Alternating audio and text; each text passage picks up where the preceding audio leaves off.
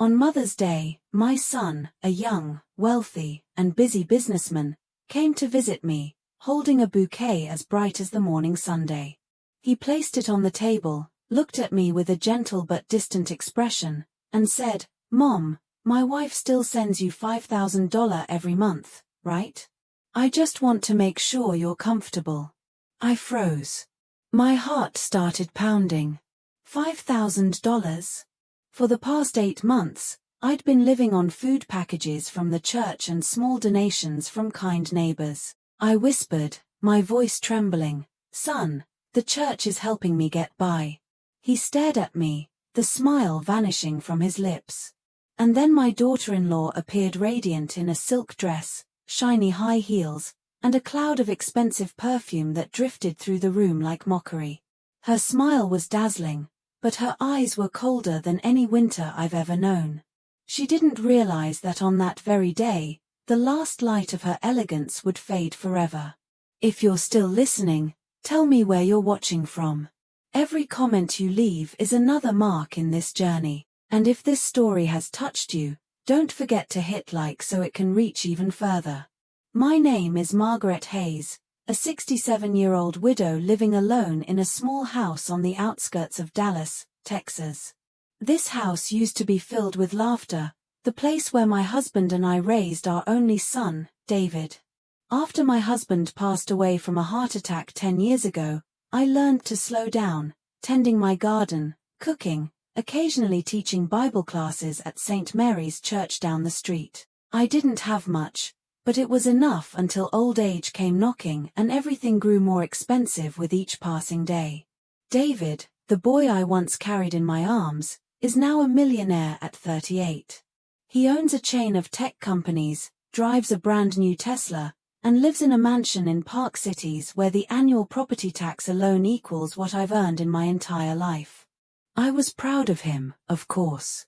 I raised him with these hands, believing he would grow into a good, kind, and grateful man. So when he walked into my house that afternoon, sunlight spilling across his tired but handsome face, my heart warmed until he spoke. "Mom, my wife still sends you $5,000 every month, right?" It felt like someone had sucked the air out of the room. My heart pounded against my ribs, and my fingers clenched the corner of my old apron. I tried to smile, but my lips were dry as dust.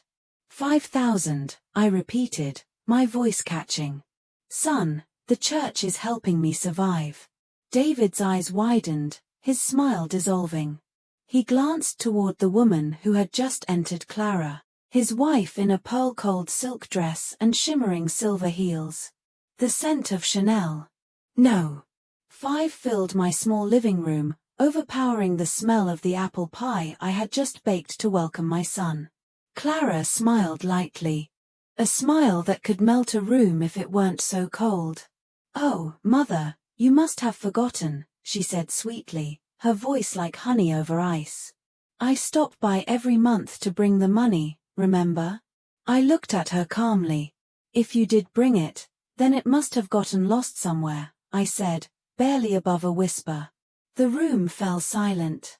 I could hear the ticking of the wall clock, the hum of cars outside, and the pounding of my own heart.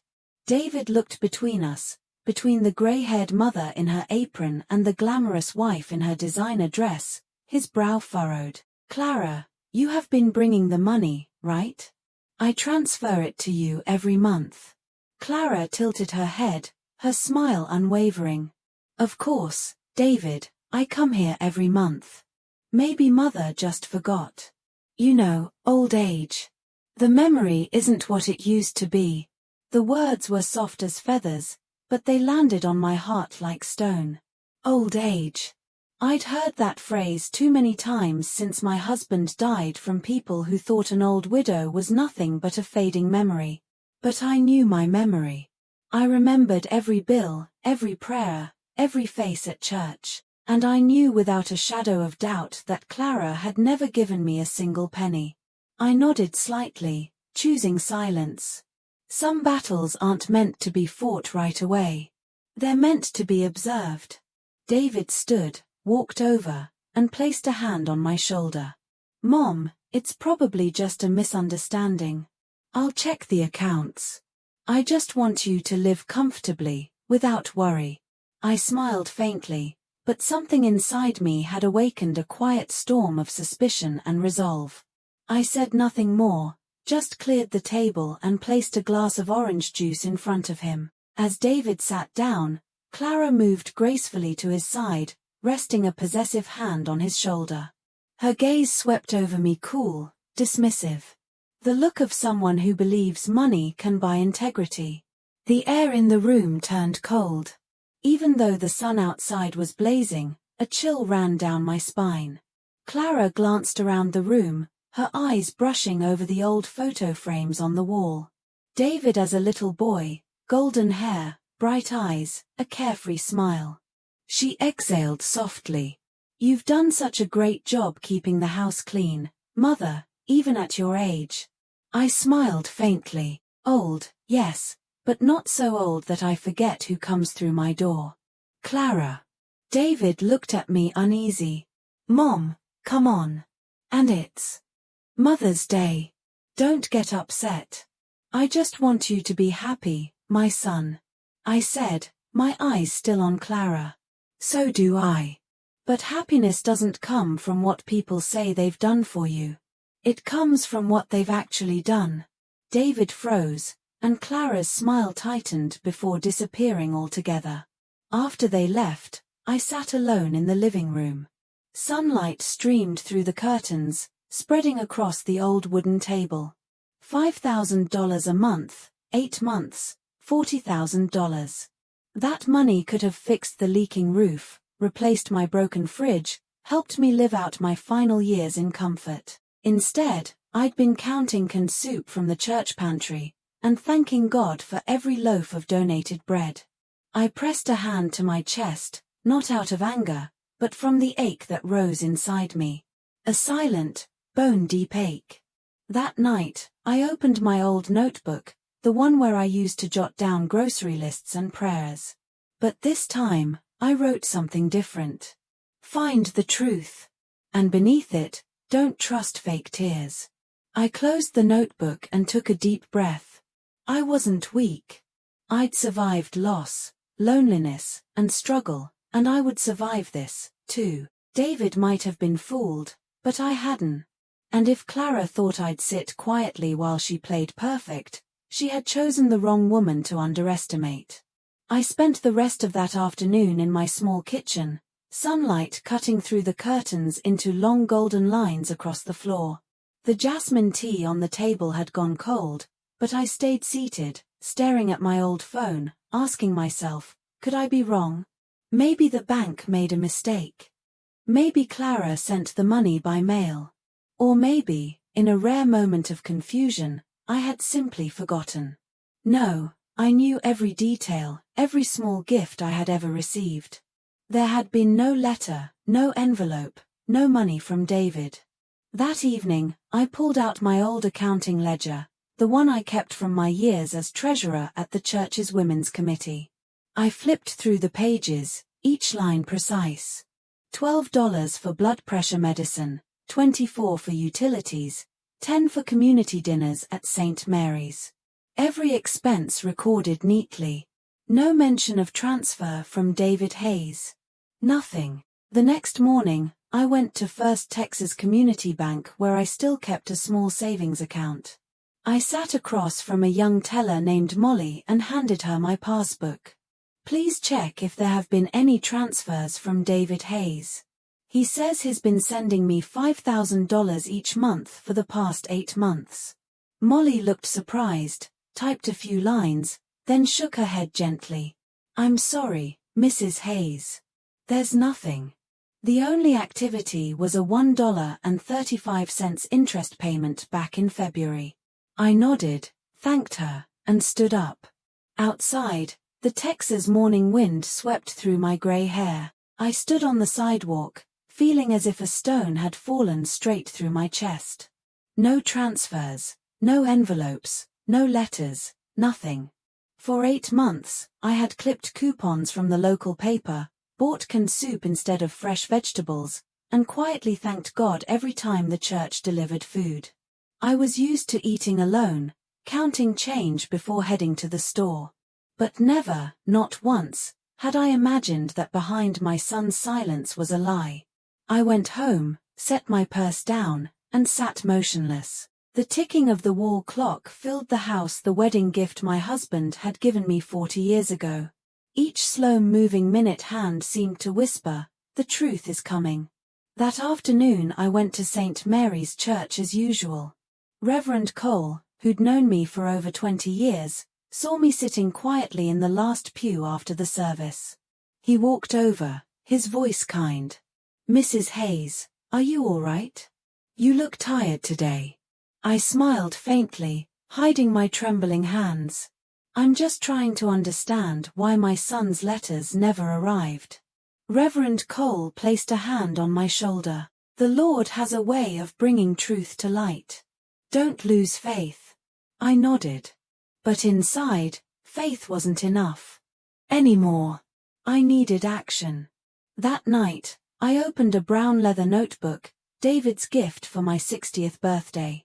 On the first page, instead of a prayer, I wrote, "If they're lying, I'll make them tell the truth through the law." I pressed the pen hard into the paper. Under the lamp, the words glowed like a vow. From that day forward, I began documenting everything. Every time Clara visited, I noted the date, time, and her exact words. Thursday, June 14th, Clara stopped by with a cake. Said, "The money's been sent. Maybe the bank's delayed." No envelope, no proof. Saturday, July 12th called. Said she couldn't come because of a charity meeting. I heard restaurant music in the background. Line by line, I recorded it all. No anger, no hatred, just the precision of someone who had spent a lifetime balancing numbers, knowing they never lie. The weeks that followed, Clara kept visiting. Always flawless. Designer dresses, expensive handbags, sparkling heels. Each time she brought a small gift, flowers, cookies, sometimes scented candles, but never an envelope. One afternoon in August, while I was watering the garden, her white Mercedes pulled into the driveway. Clara stepped out, radiant as ever, holding a bunch of lavender. "I brought you some flowers to help you relax," she said sweetly. "Stress isn't good for the memory." I set the watering can down and wiped my hands on my apron. "My Mima is just fine, Clara. Fine enough to remember that the last time you brought me money was never." Her face twitched, but she quickly recovered with a bright smile. "Oh, Mother, you must be mistaken. I've been sending it. Your bank must be at fault." I smiled and began arranging the flowers. "Maybe, but I already asked the bank. They said nothing's come through for 8 months." Silence. Even the sparrows on the fence stopped chirping. Clara fidgeted with her necklace. "I'll double-check," she said quickly, then hurried back to her car, leaving behind the scent of expensive perfume. I stood there watching the car disappear, a mix of bitterness and clarity filling my chest. She had lied, and now she knew that I knew. That evening I wrote Clara, August 22nd. Lied, nervous, left early. Each line felt like a hammer striking the hurt inside me. I was no longer the frail mother praying in silence. I was Margaret Hayes, the woman who had survived loss, debt, and empty promises. And I would survive once more to reclaim the truth. In the weeks that followed, I contacted David's bank, pretending to ask about family gift transfers. They couldn't share private information, but one kind employee hinted, if funds were transferred, they'd have to land in an account under your name. If you never received them, someone might have used a different account in your name. The words sent a chill down my spine. Another account bearing my name, but not mine. I closed my notebook and exhaled deeply. I knew what I was up against. Clara was smart, charming, manipulative, even capable of bending her husband to her will. But I'd been an accountant for 3 companies. I'd managed thousands of dollars without losing a cent. If someone dared to forge my name, I would find them. That night, I reread every note I'd written. The lamplight glowed over my shaky yet steady handwriting. Between the lines, I could almost see my husband's face. He used to say, "Margaret, if someone underestimates you, don't shout. Let them hear the sound of the truth instead." I closed the notebook, feeling a strange calm. The next morning, I went back to church carrying a small envelope filled with copies of my notes. I handed it to Reverend Cole and said softly, "Father, if one day I can't come to service, please keep this safe for me." He looked worried. "Margaret, what are you doing?" I smiled gently but firmly. "I'm just preparing for the truth to be heard." As I walked home, my heart felt lighter, as if an invisible weight had been lifted. I knew the road ahead would be long. There would be tears, pain, and betrayal. But I wasn't afraid anymore. I would get back every single $5,000 they took from me, but more than that, I would reclaim the respect they thought I'd lost with age. As the sun set behind the old oak trees, I sat on my porch, gazing at the burning red horizon. In that golden light, I whispered, "Clara, you picked the wrong woman to fool, and this old mother still has a few lessons left to teach you." I smiled faintly, closed my notebook, and wrote one last line at the bottom of the page. "The first step toward justice is memory." And in the Texas dusk, I knew my fight had just begun. That morning, the Texas air was warmer than usual. The wind carried the scent of dry grass and jasmine from the vine I'd planted behind the porch. I was trimming my lavender bushes when I heard the low, smooth sound of an expensive engine approaching. The crunch of tires on the gravel driveway made my heart tighten slightly. A brand new silver Lexus stopped at the gate, its polished paint gleaming so brightly I had to squint. The door opened and Clara stepped out stunning as if she just walked out of a fashion magazine. She wore a cream linen dress, oversized sunglasses, and mirror-shiny heels. In her right hand, she carried a large gift basket wrapped with a golden ribbon. She smiled, her voice sweet as honey, layered over steel. "Mother, I brought you a little something. David's been in meetings all morning, so I came in his place." I wiped my hands on my apron and watched her climb the porch steps. "How thoughtful. You two must be very busy," I said softly without smiling. Clara's gaze wandered across the garden as she exhaled. "Oh my, your garden is still as beautiful as ever. I don't know how you manage it all by yourself." "With these hands and a little patience," I replied, tucking my shears into the potting soil. A moment later, she placed the basket on the patio table. Fancy cookies, a jar of orange marmalade, and a small bottle of wine, all neatly wrapped, but lacking any real warmth. I knew that kind of gift. Expensive, pretty, and empty. I sat down in the wooden chair, poured 2 glasses of iced tea, and looked her straight in the eye. "Clara, let me ask you something. Where's this month's money? The $5,000 you said you'd bring over." For a split second, her smile froze, barely noticeable, like a passing cloud. Then she laughed, a sharp, hollow sound like glass tapping glass.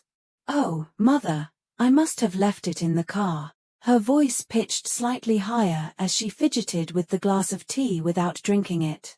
I glanced toward the driveway where the Lexus gleamed under the sunday. The reflection off the hood highlighted every smooth curve of the car. A brand new vehicle with temporary plates, clearly a recent purchase. I smiled slowly. "Nice car, Clara. Must have cost quite a bit." She shrugged, her laugh brittle. "Oh, not really, Mother. I just upgraded for convenience. My boutique work requires a professional image." "Of course," I said calmly. "A new car for work and old envelopes that keep getting left in the car. How odd." Her face stiffened for half a second before she forced another smile. "Oh, Mother, you don't trust me anymore." Next time I'll bring the bank receipt. All right. I didn't reply. We sat there quietly, the porch fan whirring softly above us. The sound of seekers in the yard filled the silence like a restless hum. Clara stood first, pretending to check her watch. I have to run. I've got a client meeting, but don't worry. I'll remind David to resend the money through the bank. I'm sorry for any small mix-up. I nodded. All right, go on then. Oh, and don't forget the envelope in your car this time. She paused for a second, smiling thinly, a mix of annoyance and caution. You're very sharp, Mother, she said, then turned to leave. I watched her walk away. The sound of her heels striking the wooden steps steady and cold, like a clock ticking down. The car door slammed shut, the engine started, and the Lexus disappeared down the road, leaving a streak of blinding sunlight behind. When the sound of the car faded, I sat back down, my fingers interlaced, a heavy weight pressed against my chest. I no longer had doubts. I knew for sure. I rose and walked back into the house.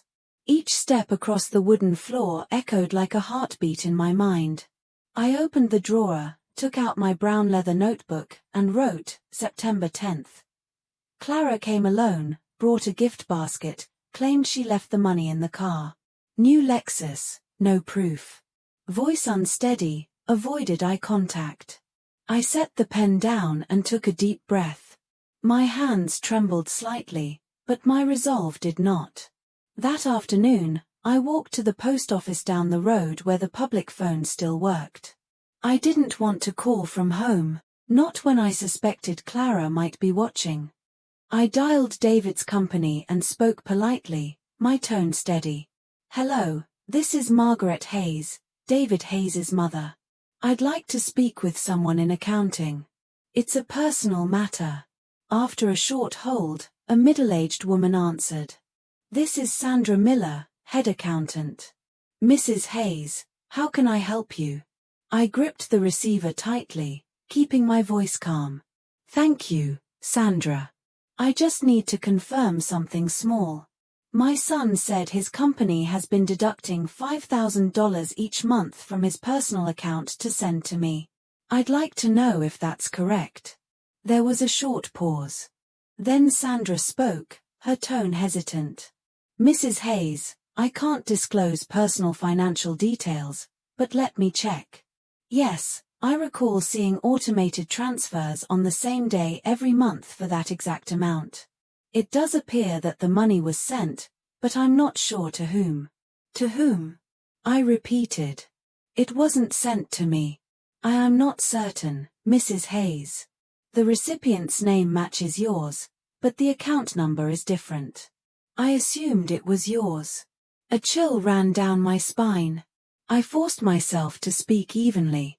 Thank you, Sandra. That's all I needed for now. I hung up and stood motionless in the phone booth. My heart raced, but my mind was clear as glass. There it was, the truth. Someone had created a fake account under my name, and only one person was close enough to pull that off. Clara. On the walk home, my shadow stretched long across the road. The wind carried the scent of scorched grass and dry earth. A smell that reminded me of poor Texas summers long ago when my father used to say, if you want to know who's honest, look at their hands. Honest hands always show the marks of work. I thought of Clara's hands.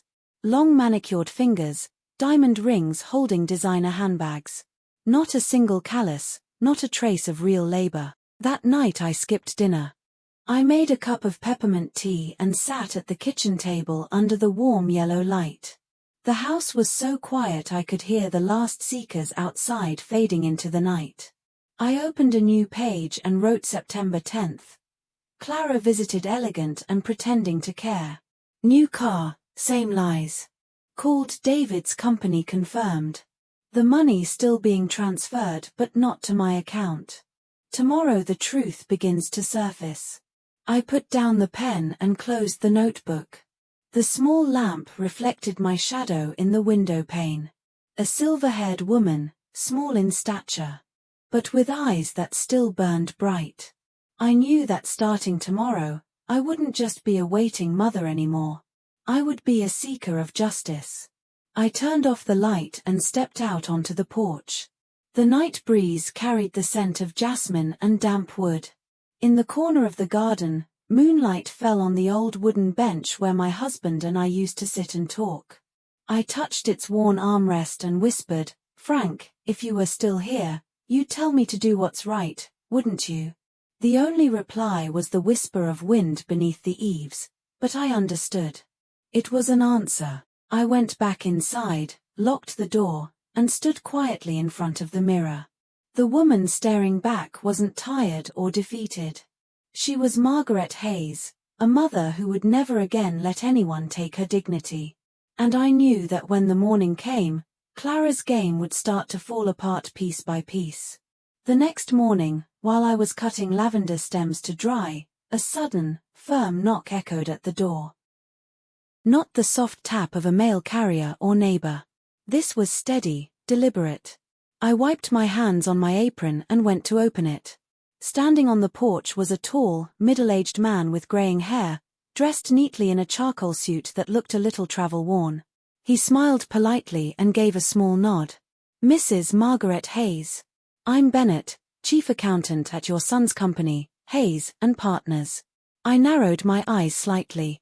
"You're Bennett. I only know Sandra, the accountant I spoke to on the phone." He nodded. "Yes, Sandra is my assistant. She told me about your call yesterday, and I thought, perhaps you should know a few things." His voice was calm, but serious, tinged with regret. I invited him inside and poured a glass of water. Morning light streamed through the window, catching the lines on his face, the look of a man who'd seen more than he wished to. He set his leather briefcase on the table and opened it. Inside was a thick folder, neatly clipped and organized. I saw sharp printed text, rows of numbers, the familiar language of accounting, my world for 30 years before retirement. He slid the folder toward me and spoke slowly. "These are copies of 8 transfers, each for $5,000, $40,000 total. Recipient, an account under the name Clara Hayes." It felt like a bucket of ice water had been poured over me. My hands shook as I flipped through each page. The papers were clear. Sender: David Hayes. Recipient: Clara Hayes. Verified by the bank. Same date every month. Steady as clockwork for 8 months. I looked up, my voice hoarse. "Mr. Bennett. Who opened that account?" He sighed, removed his glasses, and wiped them with a cloth. "Your daughter-in-law, Mrs. Hayes. Every document for the sub-account bears her signature and a signed authorization from David." I froze. "Authorization? You mean David gave her permission to use my name?" He nodded. "Most likely he didn't read the forms carefully. She presented an ID copy of you, which I suspect was forged, very sophisticated. The system automatically registered it as your account, even though the recipient was her." I pressed a hand to my forehead, the room spinning slightly. It wasn't just betrayal, it was humiliation. "Who opened that account?" He sighed, removed his glasses, and wiped them with a cloth. "Your daughter-in-law, Mrs. Hayes. Every document for the sub-account bears her signature and a signed authorization from David." I froze. "Authorization? You mean David gave her permission to use my name?" He nodded. "Most likely he didn't read the forms carefully. She presented an ID copy of you, which I suspect was forged, very sophisticated. The system automatically registered it as your account, even though the recipient was her." I pressed a hand to my forehead, the room spinning slightly. It wasn't just betrayal, it was humiliation.